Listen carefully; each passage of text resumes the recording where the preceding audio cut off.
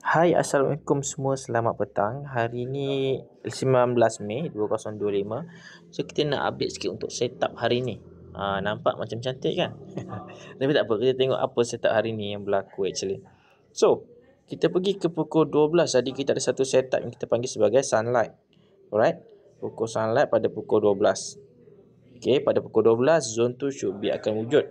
Yang anda lihat kat sini, zone tu adalah pada zone 3856 3844. Okey. So kita menanti sama ada tak candlestick yang mampu menjadikan sebagai candlestick arah untuk kita mulakan trade.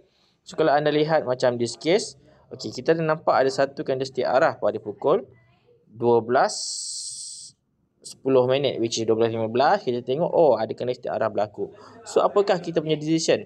Alright, decision kita masa ini adalah kita akan masuk untuk ke arah buy. So mungkin anda akan ada yang mencari entry di plus minus beberapa tick dalam zone, ataupun mungkin anda akan menunggu di dalam zone untuk memulakan membuat decision entry. So macam this case, saya parking pun ngam-ngam je pada 3856. So kita akan go for long lah. Yang ini kita queue, kita parking queue di dalam zone. Alright, untuk kita low riskkan position kita. So, kemudian nak jadikan cerita, pada pukul 2.30 tu, ianya buka dekat gap up sikit, kemudian dia pun terus turun ke bawah. Dan kita pun dalam keadaan loss, dalam keadaan paper loss lah. Dan sekarang ni, condition semasa adalah kita perlu cut position. Sebab apa? Kita lihat di sini ada candlestick yang berjaya close di luar zone. Baik, dia close di luar zone. Jadi dekat sini kita akan cut position kita. So kita cut position kita. Dan since berapa candle je ni? 3843. So just one tick saja pun saya just terus entry the market lah, untuk kita nak try to participate ke arah bawah.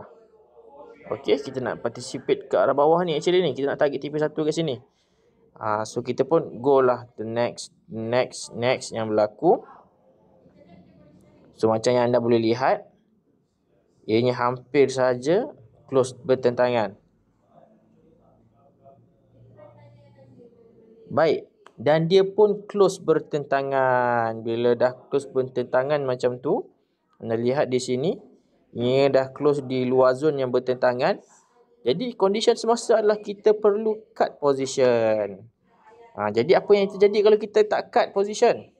Apa yang terjadi adalah ianya terus pergi naik dan terus naik. Dekat sini siapa yang mungkin akan ada yang ambil third entry? Kalau saya limitkan entry tu kepada 2 kali je lah. So untuk mengelakkan daripada fear overtrade. Okey, nak mengelakkan daripada overtrade.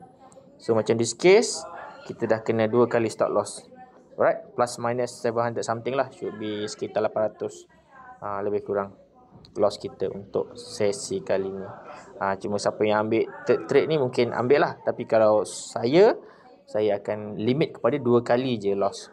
So enough for the day. Dan kita akan tunggu next setup pula. Kita kena ada buat macam tu. Untuk apa? Untuk mengelak daripada over trading. So itu saja setup untuk setakat ni. Kita tengok malam ni. Kalau ada, saya akan share nanti. Thank you very much.